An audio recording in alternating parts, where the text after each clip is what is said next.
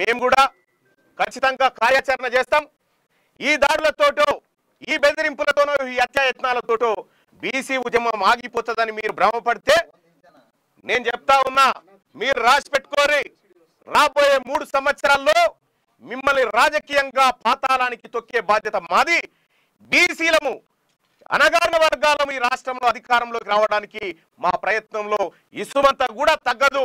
మరింత రెట్టించిన ఉత్సాహంతోనే ముందుకు పోతాం తప్ప ఈ దాడులకు తీర్మార్మలన్న భయపడు. ఇక నా పైన దాంతో కొట్టడం జరిగింది. ఈ కొట్టినటువంటి నేను అడ్డుకోవడంతో మా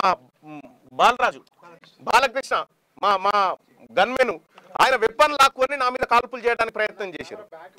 ఈ రకంగా ఒక ఎమ్మెల్సీని నేను నా పైన హత్యాయత్నం చేసేటువంటి ప్రక్రియ కల్వకుంట్ల కవిత గారు, ఆయన కుటుంబం, ఆమె కుటుంబం అంతా ఈ కార్యక్రమానికి తెగబడిందంటే ఇక మీరా మేమా బీసీలమా తేల్చుకుంటాం.